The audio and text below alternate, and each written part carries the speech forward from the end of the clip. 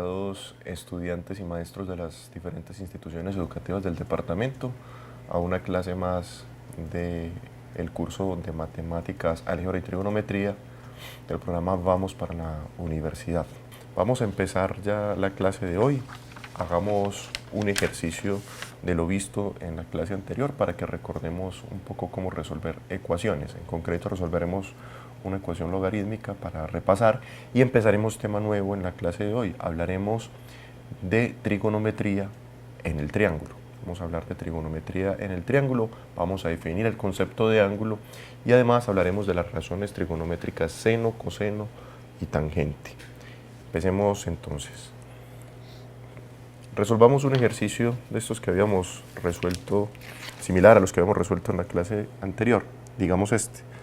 Vemos que tengo logaritmo en base 10 de x al cuadrado. Recuerden que cuando no se pone la base, estamos suponiendo que la base es 10, es decir, es un logaritmo común. Es igual al logaritmo de x al cuadrado. Aquí es importante que notemos algo. Nos interesa saber cuál es el valor de x que satisface esta igualdad, el o los valores de x que la satisfacen. Para comenzar, algo de notación y recordemos una de las propiedades de la función logaritmo.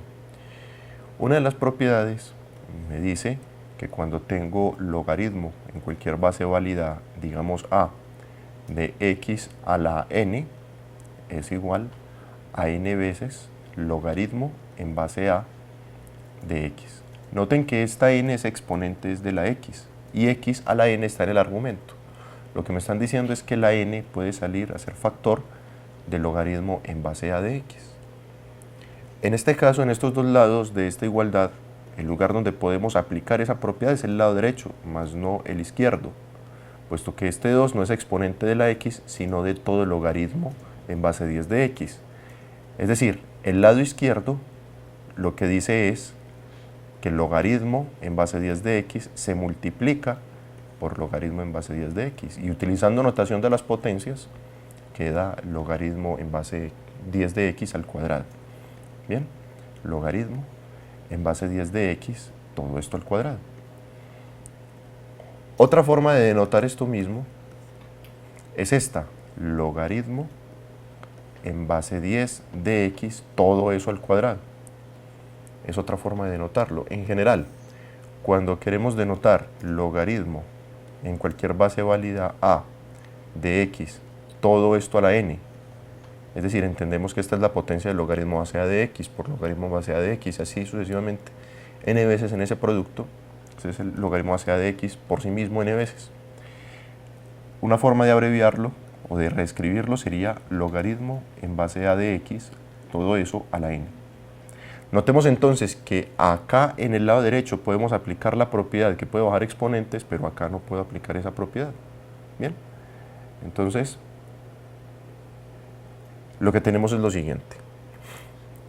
En el lado izquierdo voy a dejar la expresión así, logaritmo en base 10 de x al cuadrado, y en el lado derecho tengo 2 logaritmo en base 10 de x. Muy bien, aquí nos podemos sentir tentados a cancelar este logaritmo de x con uno de los logaritmos de x de acá, pero eso no se puede hacer porque estaríamos quitando soluciones de allí. Me explico. Si ustedes pasan este logaritmo de x que multiplica a dividir al otro lado y cancelan, están matando una de las soluciones. Vamos a ver que sí. Supongamos que vamos a hacer eso, para que vean que se nos pierde una solución. Entonces nos queda así, logaritmo en base 10 de x al cuadrado sobre logaritmo de x, y cancelo, para que vean que observa, cancelo esto, logaritmo de x con uno de los logaritmos de x de arriba, y en el lado derecho me queda un 2. Es decir, que me queda logaritmo en base 10 de x igual a 2, y siguiendo la definición del logaritmo, 10 al cuadrado es igual a x. O sea que x es igual a 10 al cuadrado, es decir, x es igual a 100. Sin embargo, esta no es la única solución de esta ecuación trigonométrica. Eliminamos una de las soluciones al hacer esta cancelación. Cancelamos dos funciones, eso mata algunas de las soluciones. Lo que yo les sugiero entonces es que no apliquen este procedimiento así, sino que hagan lo siguiente. Partamos de acá. Voy a pasar este lado derecho que suma a restar al otro lado y me queda así. Logaritmo en base 10 de x al cuadrado, recuerden que también se puede escribir así, menos 2 veces el logaritmo de x. Y esto es igual a 0. Fíjense que lo que hice fue esto que suma pasa a restar al otro lado. Y apliquemos caso de factorización en el lado izquierdo, factor común. En este caso el factor común es logaritmo de x. Del primer término les queda un logaritmo de x, claro. Fíjense que logaritmo de x por logaritmo de x da logaritmo al cuadrado de x. Menos 2, porque logaritmo de x por menos 2 da menos 2 logaritmo de x, y esto es igual a 0. Por lo tanto, la ecuación se va a hacer 0 cuando pasen una de dos cosas, que este señor se haga 0, es decir, que el logaritmo en base 10 de x sea igual a 0, o bien, por otro lado, que el logaritmo en base 10 de x menos 2 se haga 0. En el primer caso, aplicando la definición, tenemos que 10 a la 0 es igual a x. 10 es la base, ¿cierto? 10 a la 0 es igual a x. Por lo tanto, cuando x es igual a 1, tenemos una solución, porque 10 a la 0 da 1. Esta fue la solución que eliminamos al haber hecho esa cancelación al principio. Y aquí vamos a encontrar esta solución que ya sabíamos que existía. Si despejamos logaritmo de x, me queda que el logaritmo de x es igual a 2. Por lo tanto, siguiendo la definición, 10 al cuadrado es igual a x. O sea que x es igual a 100, que es 10 al cuadrado. Y esta fue la solución que ya habíamos encontrado. Entonces, una recomendación es que no cancelen funciones así, de esta forma, porque pueden estar eliminando algunas soluciones. Como ustedes notan, tanto 1 como 100 son soluciones válidas aquí, porque usted puede sacarle logaritmo a 1 aquí, en ambos lados de la igualdad, y logaritmo a 100 en ambos lados de la igualdad. Ambas soluciones son válidas. Es importante, luego de que obtengan el conjunto de soluciones, verificar si se corresponden al enunciado. En este caso se corresponden pues como al dominio de la función logaritmo, los valores que admite el argumento y las bases, cuando es el caso, de la función logaritmo. Voy a cerrar aquí entonces ese paréntesis de la clase anterior. Vamos a comenzar entonces en la clase de hoy a hablar de trigonometría del triángulo rectángulo. Vamos a hablar de dos cosas, de medición de ángulos, de diferentes unidades de medida para los ángulos. En concreto, hablaremos de, podemos medir un ángulo en revoluciones, por ejemplo, podemos medir un ángulo en grados y en radianes, por citar algunos ejemplos. Y también definiremos algunas razones trigonométricas, seno, coseno y tangente. La palabra trigonometría es una palabra que proviene del griego, de dos raíces, trigonon, que significa triángulo, y metría, que significa medición. Por lo tanto, la trigonometría es aquella disciplina dentro de la matemática que se encarga de trabajar con triángulos, de medir ángulos de triángulos, de medir lados de triángulos. Y fue formalizada hace más de 2000 años por los griegos y nos ha llegado hasta nosotros de forma sistematizada, de forma ordenada, de forma, sí, como les había indicado, completamente formalizada en los elementos, en el libro que se llama Los Elementos de, un conjunto de libros que llaman Los Elementos de Euclides de Alejandría. Es un conjunto de libros que hemos heredado y que es uno de los grandes obras de la humanidad y de los griegos, que hemos heredado de ellos. Ahí está sistematizado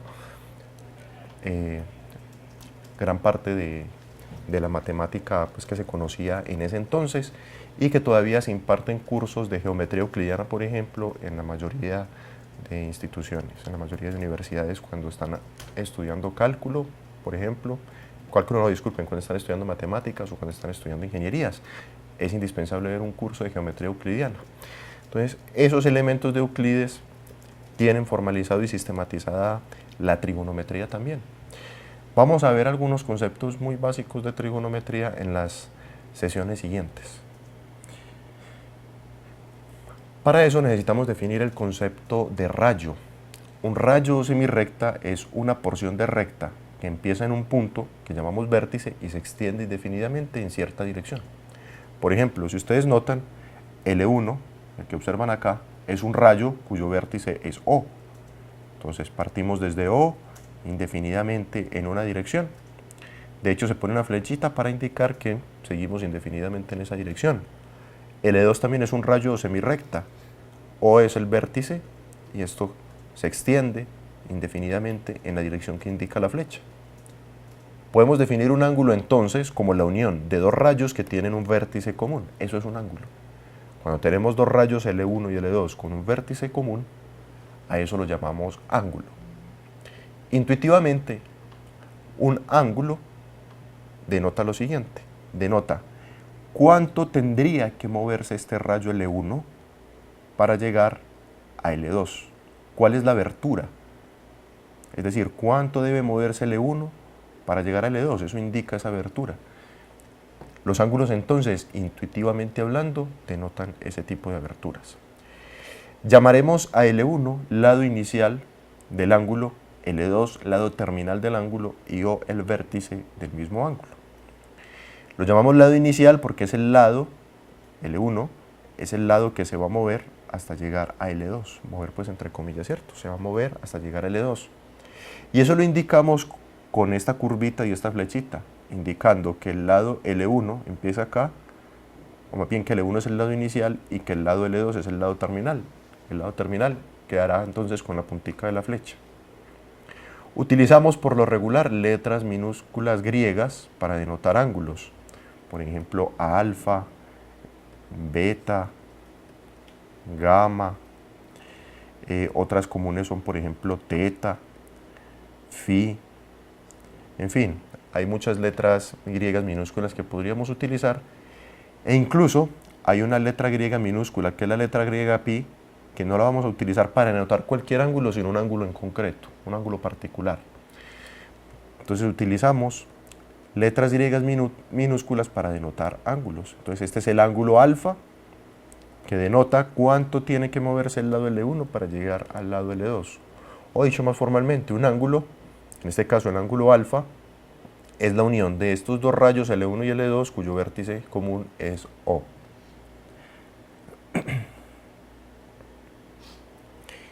Es usual utilizar una notación que suelen llamar notación de 3 puntos para denotar un ángulo.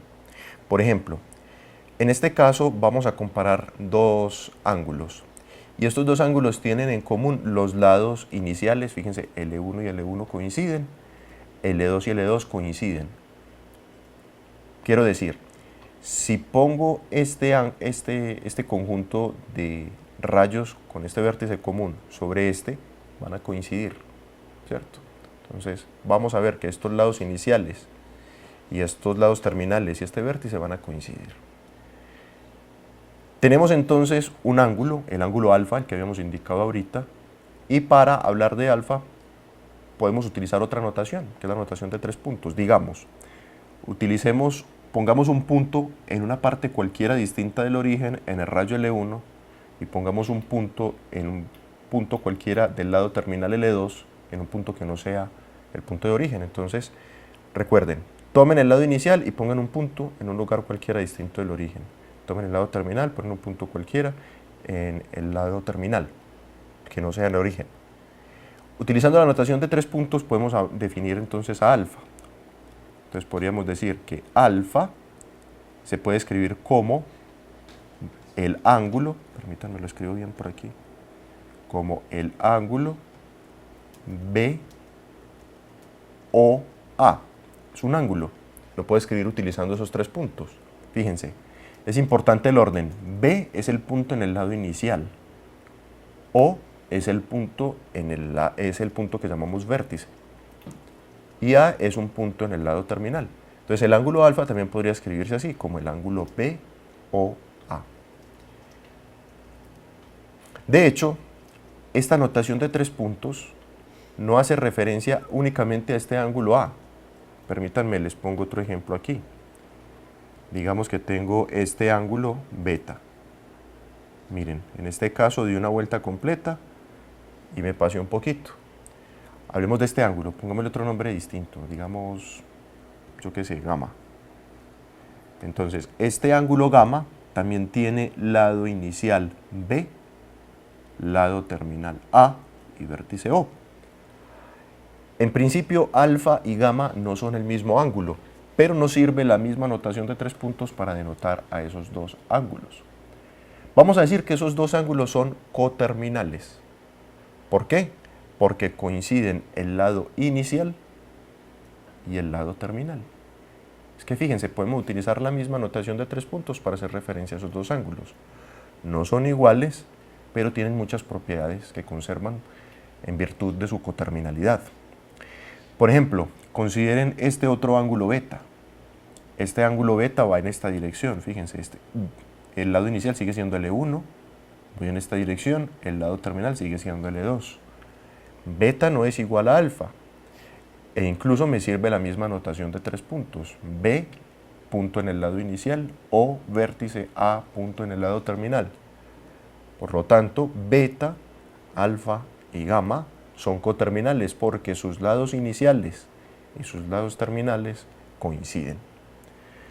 Muy bien, ahora vamos a decir que el ángulo alfa y el ángulo gamma son positivos porque fíjense en la dirección de la flechita.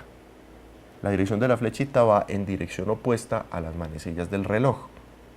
Decimos entonces que este ángulo alfa y el ángulo gamma son positivos, mientras que el ángulo beta, coterminal a los dos anteriores, es negativo, porque va la flechita en la misma dirección de las manecillas del reloj.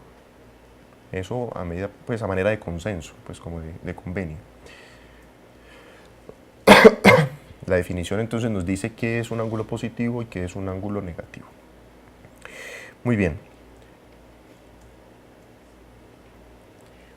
También es útil incrustar, embeber, meter un ángulo en un sistema de coordenadas rectangulares X y Y. Cuando hacemos eso con las reglas que ya les voy a indicar, decimos que el ángulo se encuentra en posición estándar. Hablemos de este ángulo θ.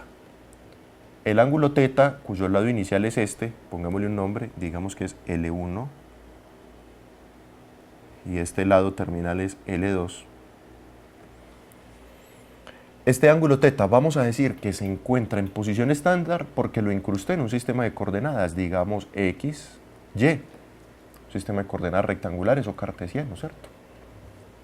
Ahora, para que esté en posición estándar vamos a hacer coincidir el vértice del ángulo con el origen del sistema de coordenadas. Además, vamos a hacer coincidir el lado inicial del ángulo con el eje X positivo. Decimos entonces que θ está en posición estándar. Disculpen. También el ángulo gamma se encuentra en posición estándar.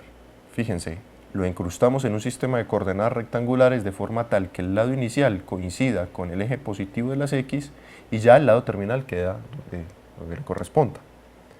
θ es positivo, gamma es negativo. Cuando tenemos un ángulo que se encuentra en un sistema de coordenadas rectangulares como este, es decir, que se encuentra en posición estándar, basta entonces con tener el lado terminal, ¿cierto? Con tener un punto en el lado terminal para indicar cuál es el lado terminal, ¿cierto? Entonces, si yo pongo un puntico acá, digamos que este puntico tiene coordenadas arbitrarias X y Y, basta con tener este puntico y saber que el ángulo se encuentra en posición estándar para ubicar el ángulo o uno de los ángulos coterminales al ángulo. Lo mismo acá, si tengo este puntico Q con coordenadas, digamos, X y Y, basta con tener ese puntico y saber que el ángulo se encuentra en posición estándar para hacer referencia a gamma o a alguno de sus ángulos coterminales. Bien. Ok, ya que sabemos que es un ángulo ¿Cómo lo denotamos? ¿Qué es la coterminalidad? Y cuando un ángulo se encuentra en posición estándar, vamos a ver las unidades de medida más frecuentes para los ángulos. Esas unidades de medida más comunes son los grados y los radianes. ¿Listo? Grados y radianes.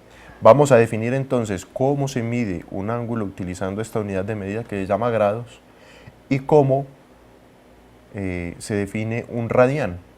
¿Cómo se define un radián? ¿Qué se necesita para hablar de un ángulo en radianes? Y vamos a ver que para pasar de grados a radianes, como la relación entre ambas unidades es directamente proporcional, pues utilizamos una reglita de 3 para pasar de una a otra de forma natural. Definamos qué es un grado, o grado sexagesimal, que llaman otros. De hecho, utilizan la palabra sexagesimal porque 60 es un número importante en esta unidad de medida. Para definir un grado en sexagesimal tenemos que definir primero qué es una revolución. Intuitivamente hablando, una revolución es una vuelta. Una revolución es una vuelta. Entonces es un ángulo positivo que usted forma al girar el lado inicial exactamente una vez hasta que coincide consigo mismo. Es decir, el lado inicial y el lado terminal coinciden. ¿De qué forma? A ver si me hago entender. Digamos que tengo acá un lado, voy a hablar de un ángulo que se encuentra en posición estándar también para que nos sea más fácil entenderlo. Vamos a hablar de un ángulo que se encuentre en posición estándar. Entonces digamos que este es el eje X, este es el eje que solemos llamar el eje Y. Voy a dibujar ahí encima el ángulo que le corresponde a una revolución. Digamos que aquí se encuentra el lado inicial de nuestro ángulo y vamos a hacer girar ese lado inicial hasta que coincida consigo mismo, es decir, di toda una vuelta en dirección positiva hasta que hice coincidir el lado inicial con el lado terminal. Esa vuelta en dirección positiva la vamos a llamar revolución.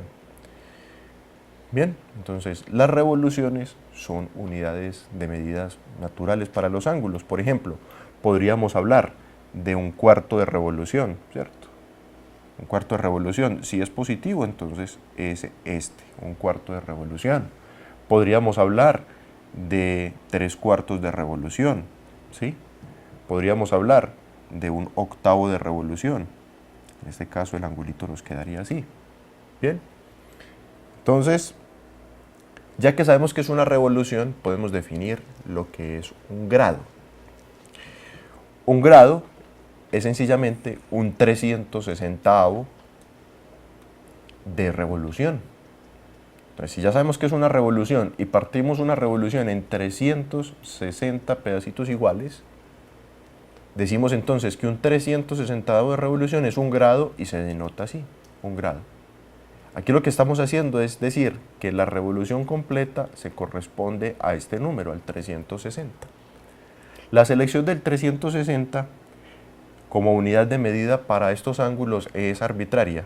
Seleccionamos el 360 porque es un número que tiene muchos divisores. Se puede dividir de forma exacta por muchos números, de forma tal que sigue quedando entero si se divide por muchos números enteros. A diferencia de la revolución, en donde tenemos que recurrir necesariamente a las fracciones cuando queremos hablar de una porción de revolución, mientras que aquí hay muchas porciones de revolución que en términos de grados quedan escritas en forma entera. Es importante que ustedes vean en sus calculadoras cuando estas calculadoras se encuentran en grados. Su calculadora se encuentra en grado cuando en el display, en la pantallita, en la parte superior, aparece una D pequeñita. Esa D pequeñita viene del inglés. Grado en inglés se escribe degree. Entonces en sus calculadoras cuando aparezca la D es porque su calculadora está en grados. Si su calculadora aparece en G, está en una unidad de medida de ángulos que ya casi no se usa y esa unidad de medida se llama gradianes.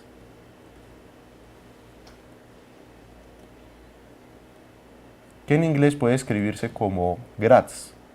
Entonces, por favor, cuando ustedes le pidan en algún momento que su calculadora se encuentre en grados no es con la G, sino con la D. Bien, listo. Entonces, las unidades de medida en grados son súper útiles. Se usan para muchas cosas aplicadas en la ingeniería, en la agrimensura, es decir, en la medida de las dimensiones de los lotes, en los terrenos, etcétera, en el diseño de equipos mecánicos, etcétera. Entonces, la medida en grados es conveniente, es muy práctica para esos casos. De hecho, con los transportadores que ustedes pueden tener, van a ver que las unidades de medida en que están esos transportadores es en grados, es conveniente entonces. Listo. Para la navegación es súper útil. Bueno. Veamos algunos ejemplos de aplicación de esta unidad de medida. Me dicen que encuentre el valor en grados de un ángulo que mide 2/3 de revolución. Ya sabemos entonces que una revolución es una vuelta, ¿cierto? Entonces me están diciendo que tengo que medir un ángulo que mide 2/3 de revolución. Entonces, si esta es una revolución, en grados, 2/3 de revolución, ¿qué vendría siendo? Vamos entonces a hacer esa conversión de revoluciones a grados, y como se relacionan de forma directamente proporcional, va a ser muy sencillo. Miren, vamos a medir grados con dos unidades de medida. Una de esas unidades de medida es la revolución y otra de esas unidades de medida es el grado. Yo sé que una revolución se corresponde a 360 grados, ¿cierto? 360 grados. Ahora, 2/3 de revolución en grados, ¿cuánto viene siendo? Dado que son directamente proporcionales, claro, a menor cantidad de revoluciones, pues entonces será menor la cantidad de grados en forma proporcional. Podemos aplicar regla de 3 aquí. Bien, entonces lo que tenemos es, recuerden, cuando aplicamos la técnica esta de las etiquetas, aquí la etiquetica era más, aquí las etiquetas son menos y más. Por lo tanto, X es igual al cociente de todos los que tienen etiqueta más sobre los que tienen etiqueta menos. En este caso será 360 por 2/3 dividido por 1. Ese 1, pues aquí no hace mucha falta, dividir por 1, el efecto es que deja la expresión inalterada. Por lo tanto, lo que tengo es 360 por 2 entre 3. Y aquí la ventaja, como les había indicado, es que 360 se puede dividir por 3. 360 tiene muchos divisores enteros. Entonces, en este caso, la tercera parte de 3, perdón, es 1. Y la tercera parte de 60 es 20. Entonces queda 120 por 2, ¿cierto? Es decir, 240 grados. 240 grados se corresponde entonces a 2/3 de revolución. Bien, fíjense que fue una aplicación de una regla de 3 sencilla.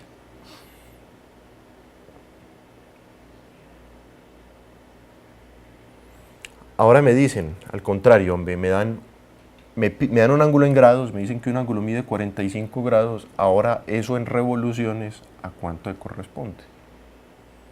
Apliquemos nuevamente reglita de 3. Revoluciones, yo sé que una revolución en grados viene siendo 360 grados. Ahora, 45 grados, ¿cuántas revoluciones son? Si aplicamos regla de 3, tenemos que X es igual a 45 por 1, que queda 45 sobre 360. Si ustedes observan, 45 y 360 no son coprimos, es decir, podemos simplificar bastante. Si ustedes hacen el proceso de simplificación paso a paso, se van a dar cuenta que eso es 1/8 de revolución. De hecho es así, fíjense. Permítanme intuitivamente mostrarles por qué. Recuerden que 90 grados es un cuarto de revolución, ¿cierto? 90 grados es un cuarto de revolución. 45 grados es la mitad de 90, por lo tanto es un octavo de revolución. Bien.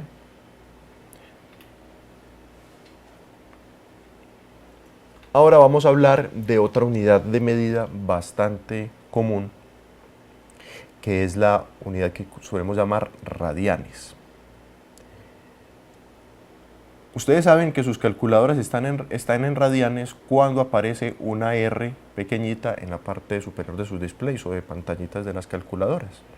Claro, porque R en inglés se escribe, radian, perdón, en inglés se escribe igualito que en español, ¿cierto? Radian. Ya les voy a definir entonces qué es un radian. Un radian es la medida de un ángulo con vértice en el centro de una circunferencia de radio r, cuyos lados determinan sobre la circunferencia un arco AB de longitud igual al radio. Permítanme les explico con esta ilustración qué es lo que acabamos de decir. Supongamos al principio que tenemos un ángulo θ que se encuentra también en posición estándar para que nos facilite el análisis, ¿cierto? Es θ, se encuentra en este momento en posición estándar, para que quede todo más simple. Ahora, lo que voy a hacer es que voy a trazar una circunferencia de radio r, donde el centro de la circunferencia coincida con el origen del sistema de coordenadas y, por cierto, con el vértice del ángulo, disculpen. Entonces lo que ocurre acá es lo siguiente. Utilizando la notación de 3 puntos podría distinguir este punto A, que es la intersección de la circunferencia con el lado inicial, y este punto B, que es la intersección de la circunferencia con el lado terminal, ¿cierto? Ahora, resulta que esta distancia de acá a acá es R, y lo mismo esta de acá a acá, el radio de la circunferencia.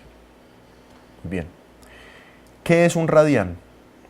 Un ángulo mide un radian si esta longitud de este pedacito de línea que aparece acá, que se llama arco, de hecho decimos arco que subtiende a θ, coincide con R. Si esta lineecita de acá mide lo mismo que esta lineecita de acá, decimos entonces que θ mide un radian. Es decir, que S, el arco que subtiende a θ, es igual a R. Entonces, en ese caso decimos que θ mide un radian.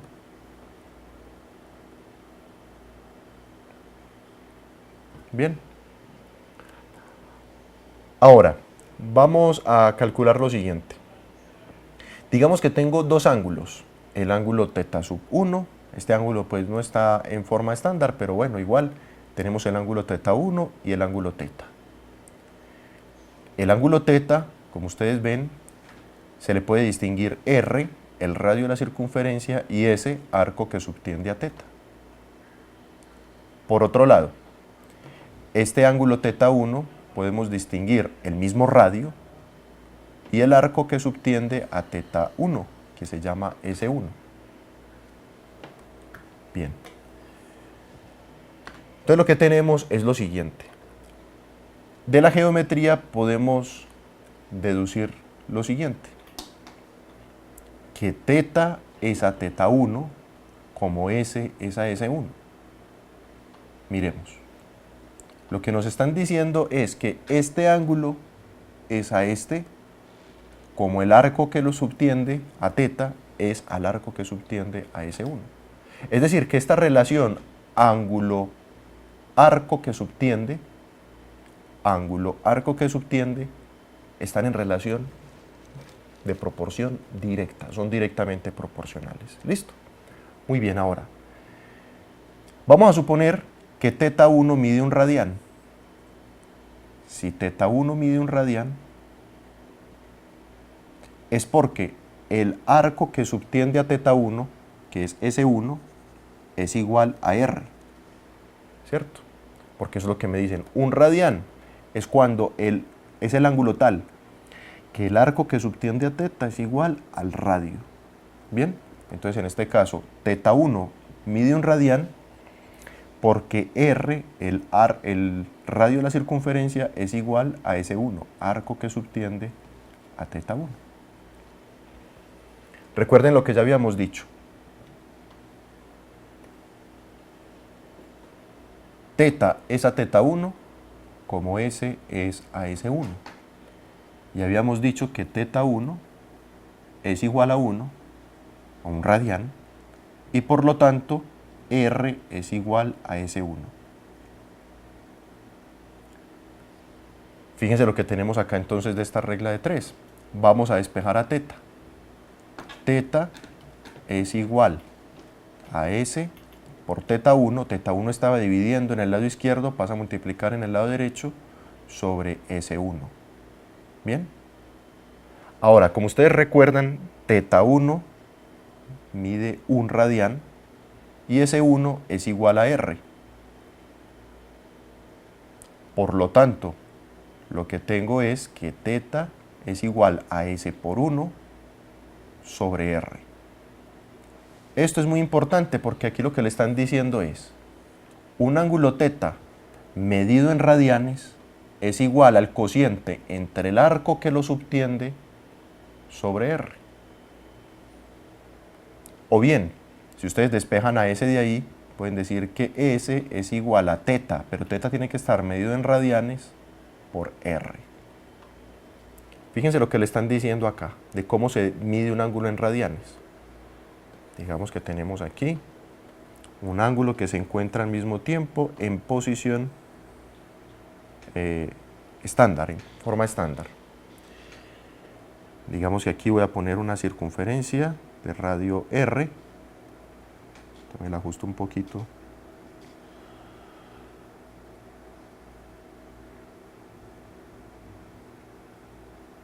Aquí tengo una circunferencia de radio R. Y vamos a hablar de un ángulo θ cualquiera. Entonces voy a poner aquí un lado terminal. Entonces acá, incluso, permítanme, digamos que vamos a hablar de este ángulo θ. De este ángulo θ que tenemos aquí. Este ángulo mide θ. Vamos a suponer que estamos midiendo θ en radianes. Este es el ángulo θ y lo vamos a medir en radianes. Ahora, ese ángulo θ, ¿cómo se mide en radianes? Es sencillo. Lo único que necesitamos es saber cuánto mide el arco que subtiende a θ y cuánto mide R. Digamos que el arco que subtiende a θ es S y el radio es R. θ medido en radianes es el cociente entre el arco que lo subtiende, el cociente entre lo que mide esta longitud, esta línea de acá, sobre lo que mida R. De esa forma medimos un ángulo en radianes. Listo, entonces ya sabemos cómo se mide un ángulo en grados y cómo se mide un ángulo en radianes. Antes de salir al receso, podríamos resolver entonces este ejercicio utilizando la definición de ángulo medido en radianes. Digamos que los diámetros de las ruedas delantera y trasera de una bicicleta miden respectivamente 12.5 y 25 centímetros. ¿Cuál es entonces la medida en radianes del ángulo correspondiente a la rotación de la rueda trasera si la rueda delantera rota 20 radianes? Lo que tengo es esto. Perdón, ¿de quién habrá trazado esta línea? Bueno, no quiero borrar. Lo que tengo es la siguiente situación. Tengo una bicicleta, esta es la rueda trasera y esta es la rueda delantera. Bien. Ahora, lo que tengo es que el diámetro de la rueda trasera, la delantera, el diámetro, este es el diámetro de la rueda delantera, es de 12.5 centímetros. Mientras que el diámetro de la rueda trasera, recuerden que el diámetro es 2 veces el radio, de la rueda trasera es de 12.5, perdón, de 25 centímetros. Bien. Ahora me dicen, dado que la rueda delantera rota 20 radianes, en radianes, ¿cuánto rotó la rueda trasera? Es decir, yo no sé cuántos son 20 radianes todavía, pero tengo cierto ángulo. 20 radianes implica que muy posiblemente ha tenido que dar varias vueltas, ¿cierto? Bueno, para simplificar nuestra gráfica, no nos importa todavía cuántas vueltas dio. Digamos que tengo un ángulo θ que me indica que la rueda delantera dio un ángulo de 20 radianes, o sea, giró 20 radianes, ¿bien? Es decir, el ángulo θ que describió la primera rueda, que es la rueda delantera, es de 20 radianes. Lo que me preguntan es, entonces, la rueda trasera en radianes, ¿cuánto giró? Digamos que el ángulo en radianes alfa que giró la rueda trasera, hay que encontrarlo. Dado que la primera rueda giró 20 radianes y que el diámetro de la primera es 12.5 y que el diámetro de la segunda es 12.5.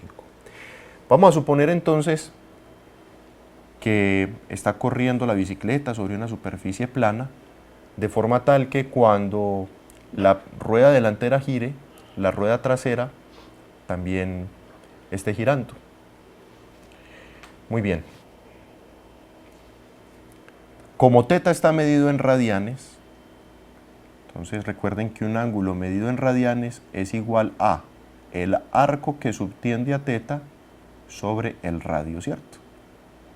En este caso, como θ está medido en radianes y θ es 20 radianes, 20 es igual a S sobre R. El radio es la mitad del diámetro. Bien, entonces 12.5 dividido 2, eso da 6.25 centímetros. Nuevamente, 20 radianes son iguales a el arco que subtiende esos 20 radianes sobre el radio de la circunferencia. El radio es este pedacito de acá, la mitad del diámetro, y eso mide 6.25 centímetros. Listo. Ahora, si ustedes despejan a S, obtienen que S es igual a 20 por 6.25. Es decir, cuando hagan ese producto de 20 por 6.25 les va a dar 125 centímetros. Es decir, cuéntame. Ah, disculpen, aquí el punto me quedó muy pequeñito, es 6.25. Aquí lo que me están diciendo es, si θ giró un ángulo de 20 radianes y el radio de esa primera rueda es de 6.25, quiere decir que el arco que subtendió fue de 125 centímetros. Ahora, ese arco que subtiende a θ de 125 centímetros, dado que estamos recorriendo una superficie plana, debe ser igual al arco que subtiende a alfa. Es decir, si acá el arco que subtiende a θ es S, el arco que subtiende a alfa también debe ser S, dado que la superficie es lisa. En ningún momento la llanta de atrás brincó e hizo pues que el giro fuera menor, ¿cierto? Muy bien. O más bien, el giro no, que el arco que subtendió este fuera menor. Es decir, el arco que subtiende este es idéntico al arco que subtiende este. ¿Sí? Muy bien. Entonces, como este ángulo alfa también está medido en radianes, lo que tengo es que alfa medido en radianes es igual a S, arco que subtiende a alfa, que es este mismo, S de acá, sobre 25 medios. 25 es el diámetro, ¿cierto? Y 25 medios es el radio. Es decir, 25 medios es 12.5 centímetros. Como ya tengo S, S es 125, entonces quedo con 125 sobre 12.5. Y cuando hagan ese cociente, la respuesta le va a dar 10 radianes. Bien. Es decir, que si la primera rueda gira 20 radianes, la segunda rueda va a girar 10 radianes. Eso es consecuente con el ejercicio, porque se supone que la rueda pequeña va a girar más rápido que la segunda, en términos de los ángulos de cada una de las ruedas. Bien. Entonces ya sabemos, alfa medido en radianes es 10 radianes, mientras que teta medido en radianes es 20 radianes. La parte importante del ejercicio es reconocer que el arco que subtiende a teta es igual al arco que subtiende a alfa. De hecho, es fácil de ver. Supongan que entonces la primera rueda giró 20 radianes. Si ustedes ponen una tisita acá, de forma tal, o algo que les ayude a trazar en el suelo, o que les ayude a desenrollar en el suelo, el arco que acaba de subtender teta, entonces para la primera rueda les va a quedar una línea de longitud S. Si hacen el mismo procedimiento con la rueda de atrás y desenrollan el arco que subtiende a alfa, exactamente como el piso, vamos a suponer que está perfectamente uniforme, también si ustedes la desenrollan van a obtener S. Es decir, si ustedes tienen la forma de trazar en el suelo desde acá todo el recorrido que dio esa rueda, eso va a medir exactamente lo mismo que la otra rueda. Entonces esa es la parte importante del ejercicio, reconocer que los arcos que subtienden a los ángulos son iguales. Y a partir de ahí entonces podemos decir que cuando teta mide 20 radianes, alfa mide 10 radianes. Recuerden también que 6.25 es la mitad de 12.5. Muy bien, jóvenes. Vamos entonces a partir de este momento a tomarnos un receso de 15 minutos. En ese receso sus profesores van a compartir con ustedes las respuestas del quiz que dejamos en la clase anterior.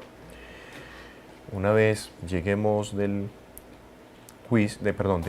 receso, continuaremos hablando de un numerito muy importante que es el número pi. Y luego hablaremos de la definición de algunas razones trigonométricas, seno, coseno y tangente, y hablaremos del seno, coseno y tangente de ciertos ángulos que llamamos ángulos notables. Nos vemos entonces.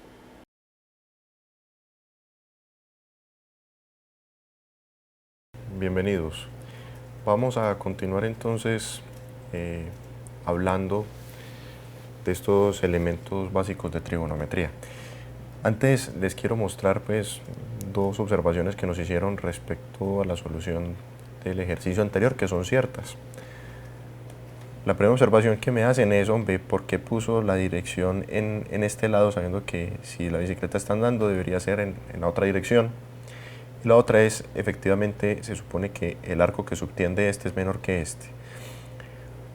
Lo que pretendíamos hacer con esto pues no era dar la solución gráficamente, en ningún momento lo pretendíamos, lo que queríamos hacer era dejar un esquema a medida pues que íbamos haciendo la explicación, pero las observaciones que nos hacen son perfectamente válidas. La dirección del ángulo debería ir hacia el otro lado y obviamente, de hecho nuestro resultado dio así, el ángulo alfa es menor, es de 10 radianes, mientras que el ángulo teta es de 20 radianes, por supuesto.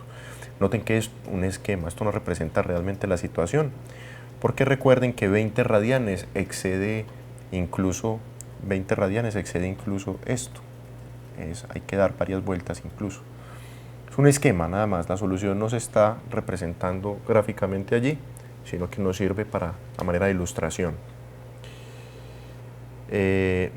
Aquí nos dicen, por ejemplo, una de las preguntas que nos hacen en el chat es que si uno hace los cálculos, bueno, nos dice uno de los compañeros acá que uno hace ya los cálculos y de acuerdo a esos cálculos ya acomoda el esquema ya para que le quede en forma ya como más real, ¿cierto? Es decir, aquí es tan solo una ilustración y vemos que la ilustración puede corregir la gráfica. claro, es tan solo un esquema, es una guía. De hecho, en muchos casos, cuando estamos resolviendo problemas, las gráficas solo nos van a servir de ilustración, no nos van a servir para resolver muchos problemas. Por ejemplo, en geometría euclidiana es bastante común esto, que uno hace las gráficas para ilustrarse unos pasos en una cierta demostración, pero la gráfica de por sí no es la demostración, es tan solo una guía. Aún así, pues, les cedemos la razón y les agradecemos, pues, a los estudiantes y maestros que nos hicieron estas observaciones. Ok, vamos a hablar de un número en radianes que es muy importante y es el número pi. El parecido de toda la circunferencia se pone de manifiesto cuando dividimos su longitud, la longitud de la circunferencia, respecto al diámetro de la misma. Es decir, si esta es una circunferencia cualquiera, tomo una cinta métrica y mido cuánto mide esa circunferencia, digamos en centímetros. Tomo la misma cinta métrica y obtengo el diámetro, el cociente entre esa circunferencia y el diámetro es un valor. Digamos que da un numerito. Vamos a ponerle ese numerito, el valor A. Luego tomo otra circunferencia, digamos de radio más pequeñito. Mido con una cinta métrica alrededor de la circunferencia, anoto el resultado y divido por el diámetro de esta circunferencia. Obtengo un valorcito, digamos B. Luego tomo otra circunferencia, a lo mejor más grande que las dos anteriores. Con una cinta métrica mido el perímetro de esa circunferencia, mido la circunferencia pues, y hago el cociente con el diámetro de la misma y tengo el valorcito C. Lo que tenemos es que no importa qué tan grande sea la circunferencia o qué tan pequeña sea, resulta que estos valores son iguales. Y a ese cociente en particular lo llamamos pi. Es una constante y es un número irracional que se aproxima en 4 cifras decimales así, 3.1416. Vamos a ver entonces una ilustración para que observen lo interesante de esto. Consideren esta rueda que tenemos acá. Esta rueda pues que está aquí en amarillo, esta rueda es una rueda de diámetro de radio 1 y diámetro 2, ¿cierto? El radio es 1, como ustedes pueden notar acá, y el diámetro es 2. Noten que estamos marcando con rojo este diamante, indicando que la rueda va a empezar su recorrido desde acá. Cuando la rueda da media vuelta, nos pasamos un poquitico de 3. Y cuando da la vuelta completa, fíjense, aquí volvió la marquita, damos el doble de este numerito especial que se llama pi. Eso va a pasar independientemente. Vamos a ver entonces qué es de lo que estamos hablando acá.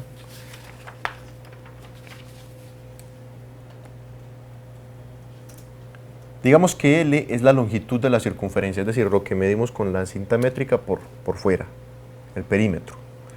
Y que D es 2 veces el radio, es decir, el diámetro de la circunferencia.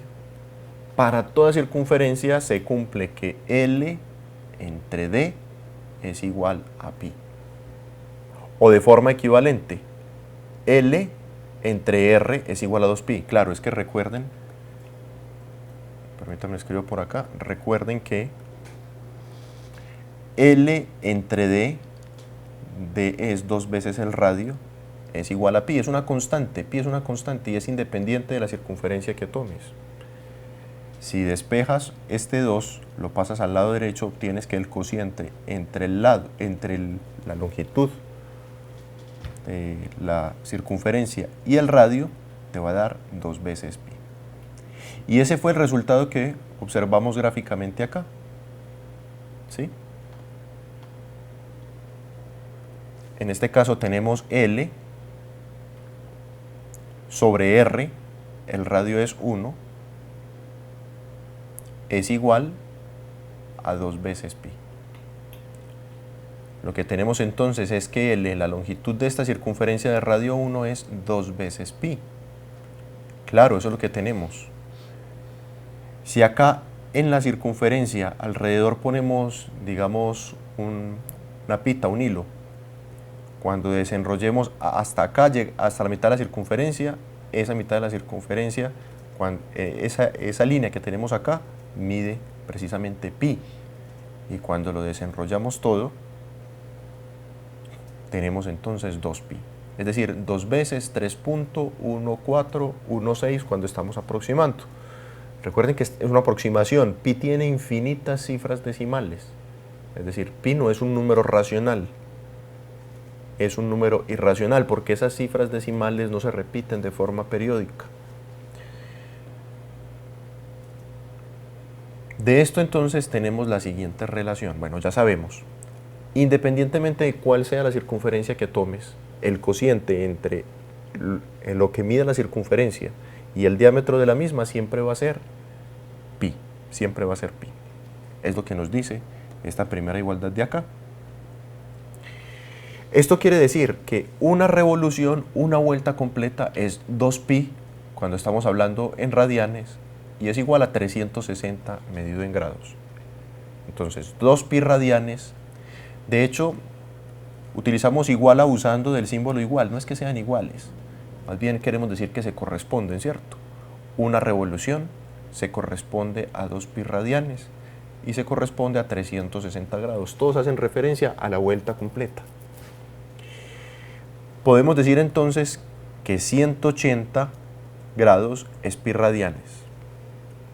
Es decir, recordemos que 360 grados se corresponde con 2pi radianes. Por lo tanto, pi se corresponde a la mitad de 360, es decir, 180 grados. Esto nos vamos a permitir entonces utilizar este símbolo igual. Y ya con esta información, entonces podemos hacer lo siguiente. Recuerden que habíamos indicado que como estamos hablando de medidas de ángulos y podemos aplicar proporción directa, puedo pasar de revoluciones a radianes, de revoluciones a grados, tan solo aplicando una regla de 3, por el tipo de proporción que manejan, que es directa. En este ejemplo entonces vamos a convertir cada uno de estos ángulos que se encuentran en grados, los vamos a convertir en radianes. Para eso partamos de la siguiente razón. La razón me dice que 360 en grados es en radianes a 2pi, como cierto ángulo medido en grados es el mismo, pero ya medido en radianes. Esto lo podemos sacar de una reglita de 3. Esta proporción es cierta.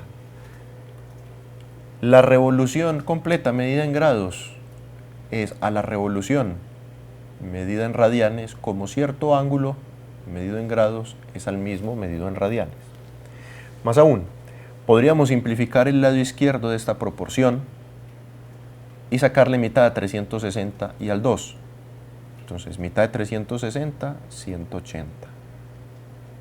180 es a pi, como teta medido en grados es a teta, el mismo ángulo pero medido en radianes.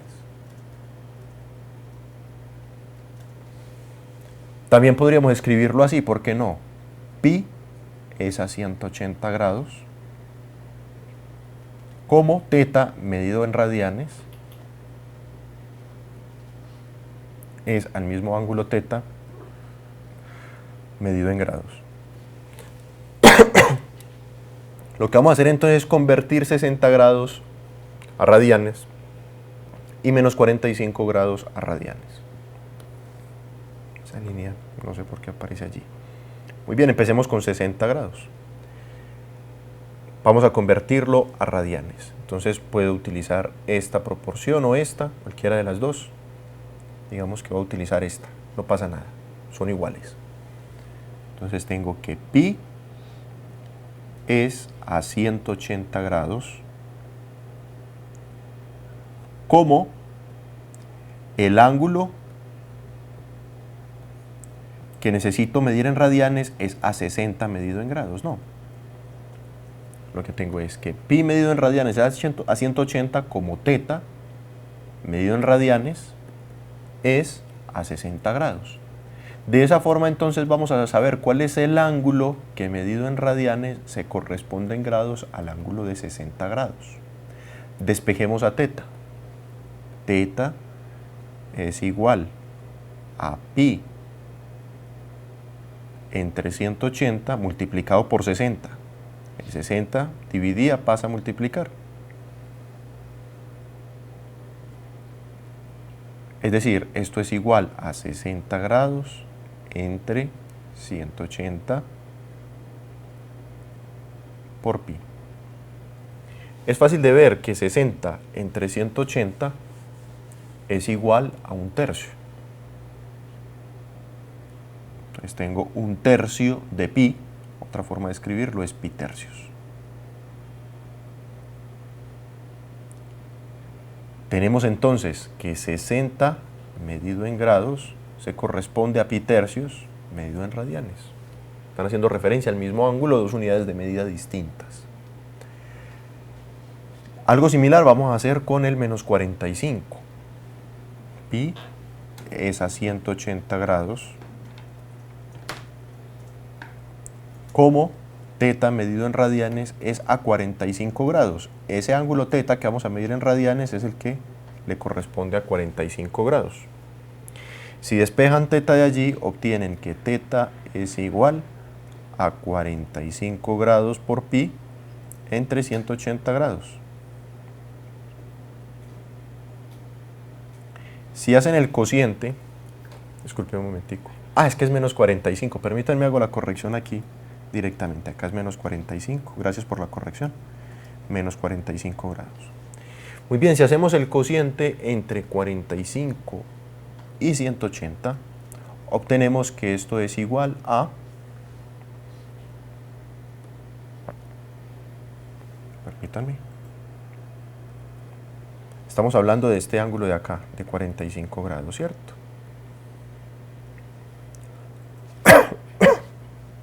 Este ángulo de acá es el ángulo de 45 grados. Bien, si hacemos el cociente, perdón, de menos 45, estoy empecinado, es el de menos 45, que es este de acá, ¿cierto? Sabemos que es un ángulo negativo, trabajémoslo en posición estándar.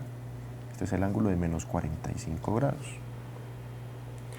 Si hacen el cociente entre 45 y 80, eso les da pi cuartos.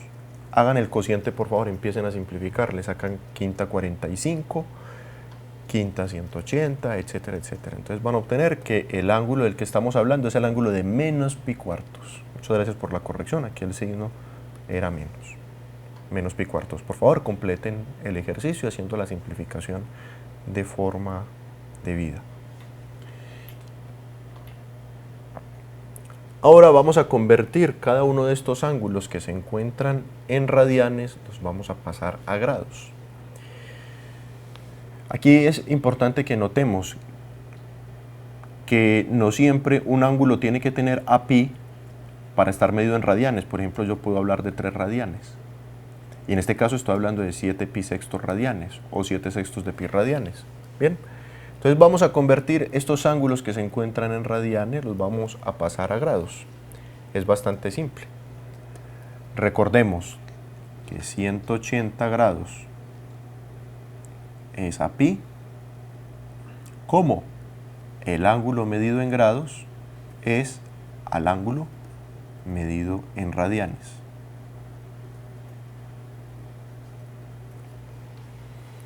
En este caso, entonces, el primer caso, lo que tenemos es que 180 grados es a pi, como el ángulo medido en grados es a 7 pi sextos radianes. La idea es despejar a teta en grados y obtenemos entonces que teta en grados es igual a este 7 pi sextos que divide pasa a multiplicar. Entonces tenemos 180 grados sobre pi, que multiplica a 7 pi sextos. Dado que pi es factor en el numerador y en el denominador, puedo cancelarlo. Tengo entonces que θ medido en grados es 180 por 7 entre 6. Y el resultado que ustedes obtienen es el siguiente, fíjense. Primero, si le sacan sexta a 180, obtienen 30. ¿Por qué? Porque 30 por 6, si no estoy mal, da 180. Ahora multiplican 30 por 7 y eso les da 210. El ángulo θ medido en grados es precisamente el ángulo 210. 210 grados se corresponde con 7 pi sextos, que está medido en radianes. De forma similar, 180 es a pi, como θ medido en grados es a 3 radianes. Si despejan a θ, que recuerden va a estar medido en grados, es igual a 180 grados por 3. 3 estaba dividiendo, pasa a multiplicar sobre pi. Cuando multiplicamos 180 por 3, el resultado que obtenemos es 540. Me queda 540 pi grados. Fíjense que está en grados y aún así aparece pi. Bien, entonces lo que tengo es que θ mide 540 pi entre pi grados. Listo.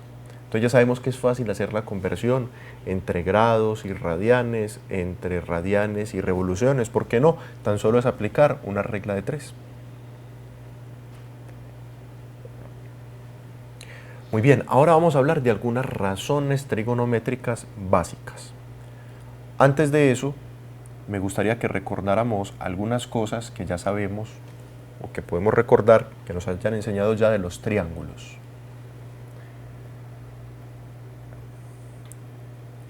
La primera cosa que yo sé de un triángulo que voy a poner acá en el plano, en un plano euclídeo, es que un triángulo consta de 3 lados y 3 ángulos.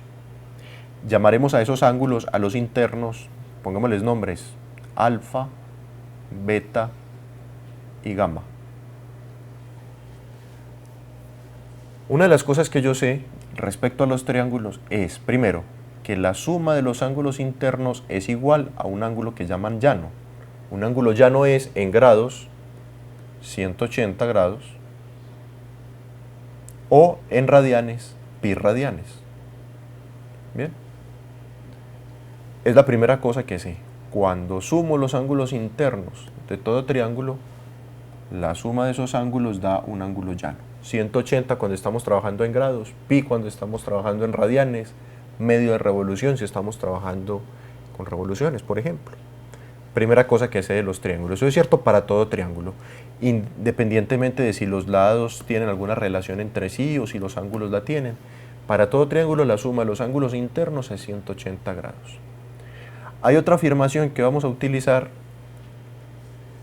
que es de interés para ciertos triángulos que llamaremos triángulos rectángulos. Un triángulo es rectángulo si alguno de sus ángulos es recto. Ya les voy a decir qué significa que un ángulo sea recto. Digamos, este ángulo es alfa, este ángulo es beta y este ángulo es un ángulo recto. Un ángulo recto, este ángulo vamos a decir que es recto porque mide 90 grados cuando estamos trabajando en grados, o pi medios cuando estamos trabajando con radianes. A ese ángulo lo llamamos recto. Todo triángulo que tenga un ángulo recto, solo puede haber uno, lo vamos a llamar triángulo rectángulo. Ahora, si le damos nombres a los lados del triángulo, digamos que a este lado lo voy a llamar B, a este lo voy a llamar A y a este lo voy a llamar C. En todo triángulo rectángulo se cumple una propiedad conocida como el teorema de Pitágoras. El teorema de Pitágoras me dice que el cuadrado de la suma de los cuadrados que se pueden formar con estos dos lados que forman el recto es igual al cuadrado que se forma acá, con este cuadrado acá que se llama hipotenusa. Pongámosle nombres entonces a estos lados. A los ángulos que forman el recto los vamos a llamar catetos. B es cateto, A es cateto porque esos dos ángulos forman el recto. Este ángulo opuesto al recto, fíjense, está en la dirección aquí opuesta al recto, lo vamos a llamar hipotenusa. Lo que nos dicen es que la suma de los cuadrados de los catetos, como ven me quedó torcido el triángulo rectángulo, pues vuelve y juega lo que les había dicho ahorita de lo de los esquemas, esto no es más que un esquema. Aquí está el cuadrado del lado B y aquí está el cuadrado del lado A. Resulta que la suma de estos dos cuadrados siempre es igual al cuadrado de la hipotenusa. Como ven, digamos que aquí aparece el cuadrado de la hipotenusa, me quedó faltando espacio pues. Entonces la suma de estos dos cuadrados es igual al cuadrado de la hipotenusa. Algebraicamente esto se escribe así: a al cuadrado más b al cuadrado es igual a c al cuadrado, donde a y b son los catetos y c es la hipotenusa. Es importante que recordemos esto para las definiciones que vamos a hacer. Primero, suma de ángulos internos, 180 grados o pi. En todo triángulo rectángulo se cumple que la suma de los cuadrados de los catetos es igual al cuadrado de la hipotenusa.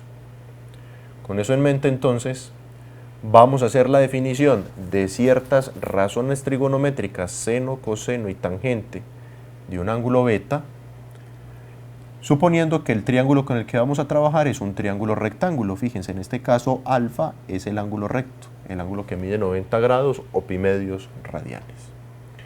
Muy bien, entonces, vamos a definir seno de beta, coseno de beta y tangente de beta como unos cocientes o razones. Seno de beta es el cociente entre el cateto opuesto a beta, que es B, sobre la hipotenusa, que es A. Lo que tenemos entonces es que a un ángulo le estamos asociando el cociente de dos lados en un triángulo rectángulo. Fíjense, este es beta. A beta le vamos a asociar un cociente, B sobre A. Seno de beta es ese cociente. Seno de beta es B, cateto opuesto, sobre A. Hablemos de gamma, otro ángulo que aparece aquí. Si quisiéramos sacar el seno de gamma, que aparece sin porque el editor de nosotros pues es en inglés, pero es lo mismo, es sin, sen es seno, ¿cierto? Seno de gamma será el cociente en este triángulo rectángulo de el cateto opuesto a gamma, que como ustedes ven es C, sobre la hipotenusa, que sigue siendo A. Entonces ya sabemos qué es lo que significa el seno de un ángulo. En su definición inicial, que es esta, vamos a trabajar entonces con triángulos rectángulos. Si este ángulo es recto, este ángulo y este ángulo tienen que sumar un recto. Es decir, 90 más estos dos tiene que dar 180, ¿cierto? Por lo tanto, gamma y beta, cada uno de ellos debe ser menor que un ángulo recto. Entonces eso es lo que tenemos hasta el momento. Definimos ya a seno de beta como el cociente entre dos lados, en concreto de un triángulo rectángulo. También definamos el coseno de beta. Coseno de beta es el cociente entre el cateto adyacente a beta. Fíjense, este es el ángulo beta. Este cateto C es adyacente porque es el cateto que no es opuesto a beta. Es el cateto que ayuda a formar a beta. Está sobre uno de los lados de beta.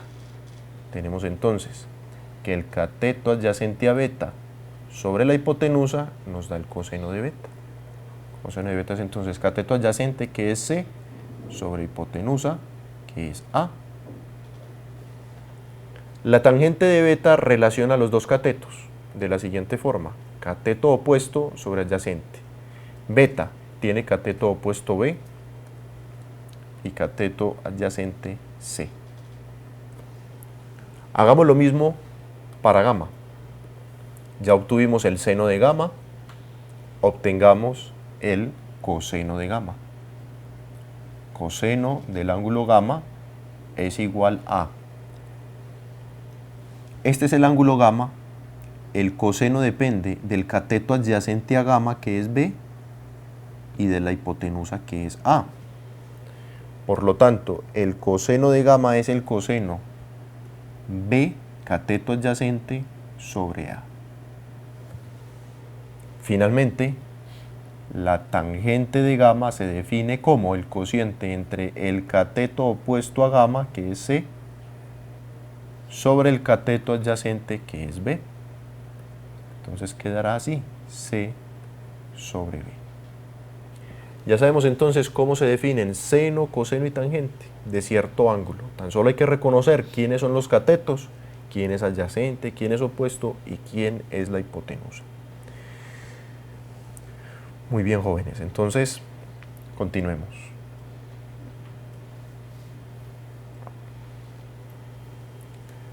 Me dicen en este ejercicio que calcule las funciones trigonométricas seno, coseno y tangente de los ángulos de 30 grados y 60 grados.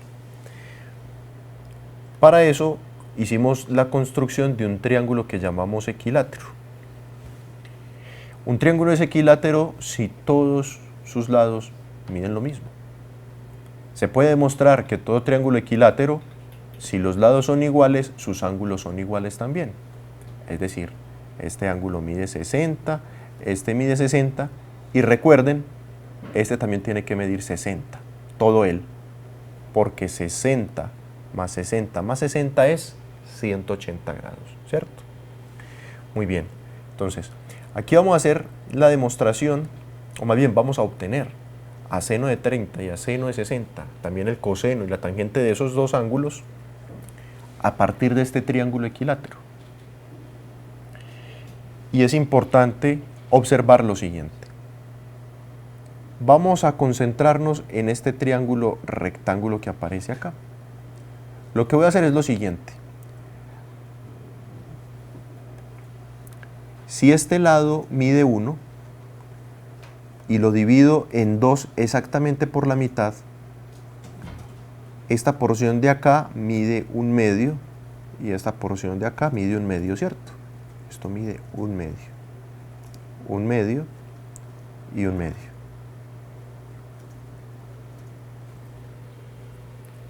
Si trazan esta línea recta, se puede demostrar fácilmente que esta línea recta que aparece acá, que es perpendicular a esta línea de acá abajo, va a pasar por este vértice del triángulo aquí. Lo que tenemos entonces es que se puede demostrar que este ángulo que aparece acá es un ángulo recto, es un ángulo de 90 grados. Estamos hablando del triangulito que aparece aquí a la derecha, ¿bien? Vamos a hablar de este triangulito que aparece a la derecha. Si este ángulo mide 90 y este mide 60, ¿cuánto tiene que medir este para terminar de completar los 180 grados? 90, 60 y 30 suman 180 grados, ¿cierto que sí? Lo mismo con el triángulo de la izquierda. Fíjense, 60 más 90, este también queda valiendo 90, más 30 grados, aquí aparecen 30 grados, tienen que sumar 180. Claro, ya lo sabíamos, 30 más 30 es 60 porque nuestro triángulo es equilátero. Bien, vamos entonces a trabajar con el triangulito de la derecha. Vamos a trabajar con este triangulito de acá. Es un triángulo rectángulo y podemos entonces hablar del seno, el coseno y la tangente de ese triángulo rectángulo. Vamos a empezar a hablar de el coseno de 60. Listo, vamos a hablar del coseno de 60. Recuerden que habíamos definido coseno de cierto ángulo, digamos θ, es igual al cociente entre el cateto adyacente sobre la hipotenusa. Entonces, en este caso, el coseno de 60 es igual al cociente entre el cateto adyacente, que es 1/2, lo voy a poner por acá, coseno de 60 es igual a cateto adyacente, 1/2, sobre hipotenusa, que mide 1. Si ustedes dividen un medio entre 1, el resultado es un medio. Muy bien, jóvenes, ya tenemos el coseno de 60. Coseno de 60 es un medio. Fíjense, coseno de 60 es coseno entre adyacente e hipotenusa. Listo, ahorita seguimos hablando de las demás funciones para 60 grados. Obtengamos el seno de 30 grados. El seno de 30 grados es igual a este cociente. Seno es opuesto sobre hipotenusa. Recuerden, lo voy a poner por aquí para que nos ayude. El seno de teta es igual al cociente entre el cateto opuesto del ángulo teta sobre la hipotenusa. Pero lo que tenemos acá es seno de 30 es opuesto, que es un medio, sobre hipotenusa. Un medio sobre 1 da nuevamente un medio. Muy bien. Ahora hablemos del seno de 60 grados, de este ángulo de 60. Seno de 60 grados, el seno de 60 es igual a opuesto, que no sé cuánto mide. Vamos a darle un valorcito x. Opuesto x sobre hipotenusa 1. X sobre 1 da x. Necesitamos encontrar cuál es ese valor de x. Obtengamos también la tangente de 60 grados. La tangente de 60 grados es igual a, recordemos la definición de tangente, poner por acá, tangente de un ángulo teta es igual al cociente entre el cateto opuesto a teta sobre el cateto adyacente a teta. Entonces, tangente de 60 es opuesto x sobre adyacente, un medio. Bien. También tenemos que encontrar a x para obtener la tangente de 60, pero podemos simplificar un poquito. Habría que aplicar, como este x está dividido por 1, x por 2 da 2x, 1 por 1, 1. Bien. Entonces, como ustedes ven, necesitamos encontrar quién es x para poder obtener el seno de 60 y la tangente de 60. De forma análoga, cuando queremos obtener el coseno de 30 grados y la tangente de 30 grados, vamos a necesitar de x. Fíjense que sí.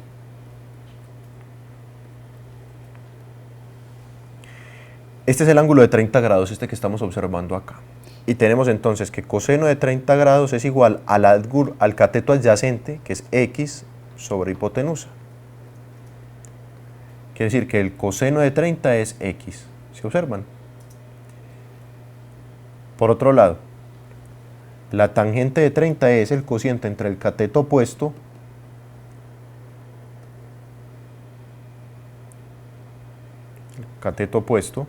permítanme un momentico que no me cogió bien la herramienta. El cateto opuesto de 30, que es un medio, cateto opuesto de 30, que es un medio, sobre el cateto adyacente, que es x. Si hacemos ese cociente, obtenemos 1, aquí aparece un 1, ¿cierto?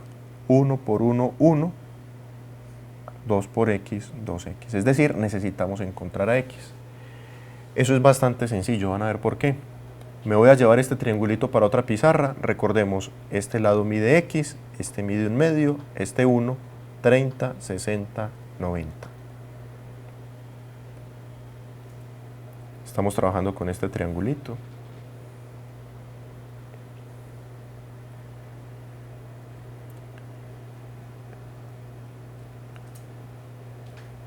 Este ángulo es el recto, que mide 90, este ángulo mide 60 y este ángulo mide 30. Estamos partiendo de un triángulo del lado 1, que es rectángulo, este lado mide x y este lado, si mal no recuerdo, mide 1/2. Si aplicamos el teorema de Pitágoras, tenemos que la suma de los cuadrados de los catetos debe ser igual al cuadrado de la hipotenusa.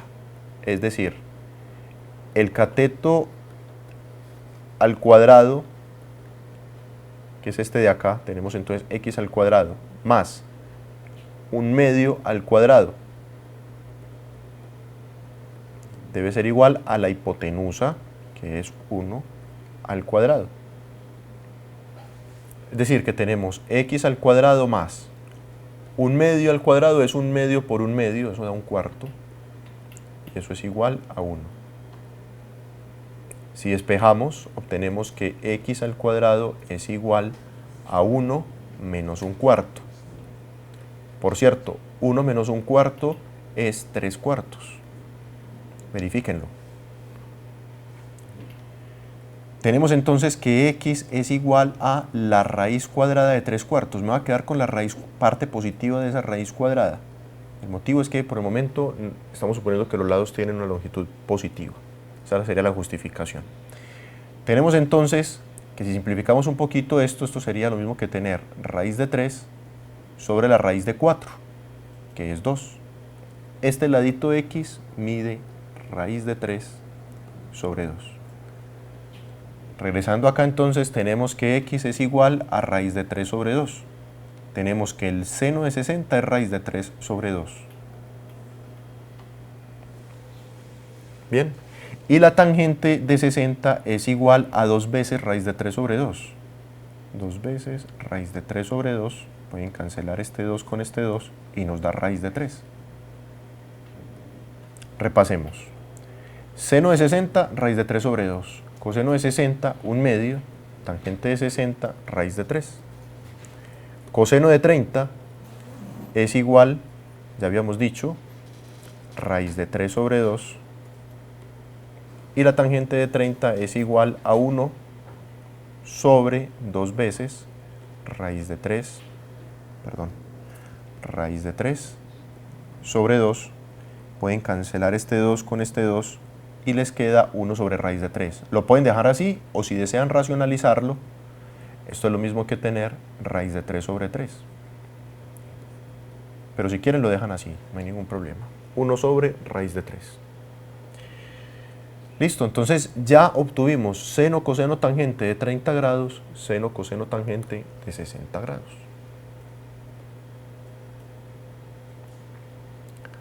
Vamos a aplicar algo similar para el ángulo de 45. Vamos a encontrar seno, coseno, tangente de este ángulo de 45. Para eso vamos a construir primero un triángulo. Digamos que vamos a construir un triángulo tal que sus catetos midan lo mismo, midan un valor indeterminado x, supongámoslo positivo. Y vamos a suponer, sin perder generalidad, que esta hipotenusa mide 1. Ahora, como este triángulo que tenemos es isósceles, se llama isósceles porque tenemos dos lados que miden lo mismo, por lo tanto los ángulos de acá tienen que medir exactamente lo mismo. Digamos que ese ángulo acá mide alfa. Tiene que medir lo mismo. Tenemos entonces que este ángulo de 90 más 2 veces alfa es igual a 180 grados. Si despejan a alfa, tienen lo siguiente. 2 alfa es igual a 180 grados menos 90 grados. Por lo tanto, 2 alfa es igual a 90 grados, ¿cierto? ¿De dónde tenemos que alfa es igual a 45 grados? Porque 90 medios es igual a 45 grados. Tanto este ángulo de acá como este ángulo de acá miden 45 grados. Muy bien. Entonces tenemos lo siguiente. Si este ángulo alfa mide 45 y este ángulo alfa mide 45, podemos obtener el seno, el coseno y la tangente de 45.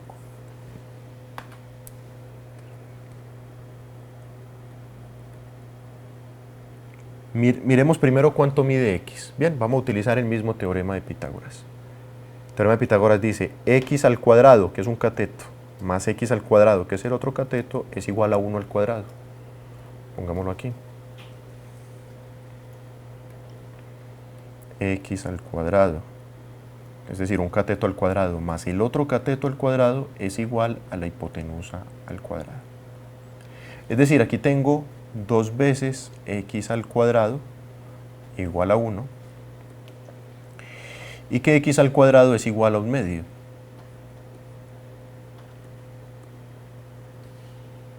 Por lo tanto, tenemos que x es igual a la raíz cuadrada de 1/2. Vamos a quedarnos con la parte positiva de esta raíz porque habíamos hecho la suposición de que x es positivo. Esto es igual entonces a la raíz de 1 sobre la raíz de 2. Raíz de 1 es 1 sobre raíz de 2. Si desean racionalizar, esto les quedará así, raíz de 2 sobre 2. Con esto ya podemos encontrar el seno, el coseno y la tangente. Es decir, x vale raíz de 2 sobre 2 y este también vale raíz de 2 sobre 2. El seno de 45 grados es igual a, recuerden, cateto opuesto, 45, el cateto opuesto que es x, y x mide raíz de 2 sobre 2 sobre 1. Queda entonces raíz de 2 sobre 2. Seno de 45 es el cociente entre el cateto opuesto y la hipotenusa. Raíz de 2 sobre 2 dividido 1 a raíz de 2 sobre 2. También el coseno de 45 grados me da raíz de 2 sobre 2. Observen por qué. Coseno de 45 es igual a cateto adyacente, que es este, raíz de 2 sobre 2, entre 1. Finalmente, la tangente de 45 grados es igual a el cociente entre el cateto opuesto, que mide raíz de 2 sobre 2, sobre el cateto adyacente, que mide lo mismo, raíz de 2 sobre 2.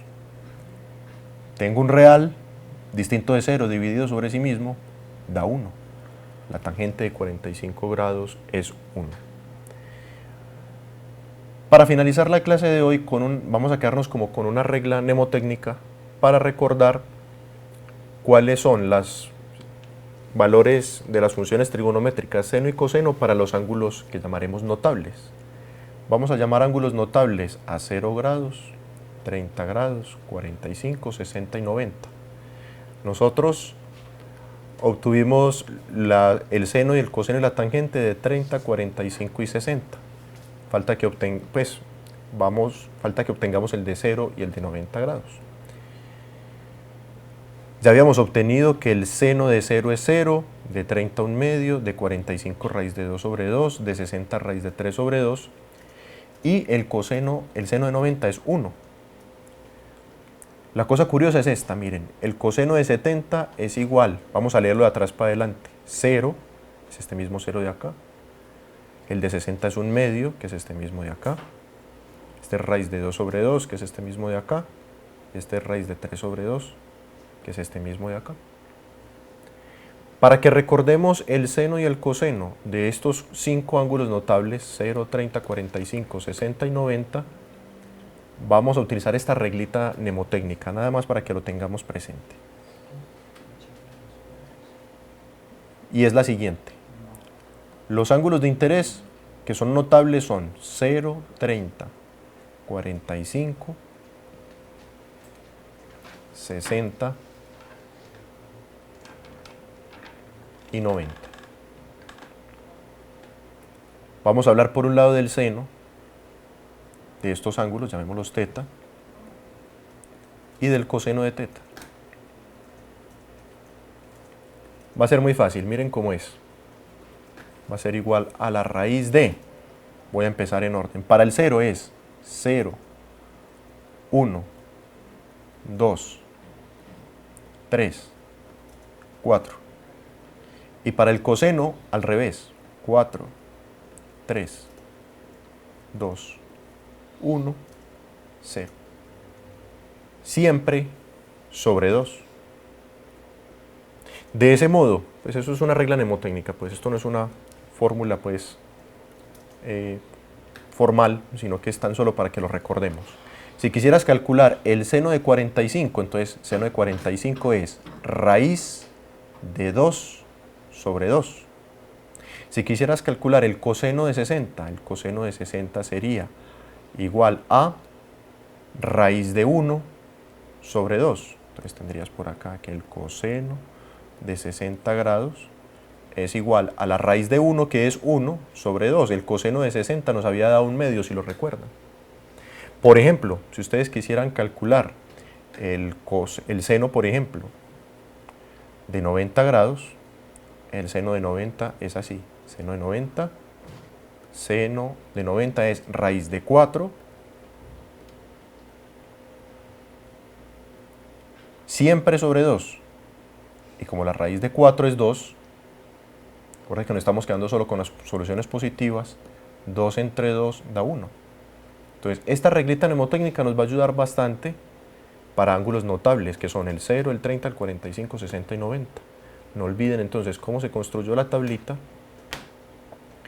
y cómo se emplea. Para finalizar, seno de 30. El seno de 30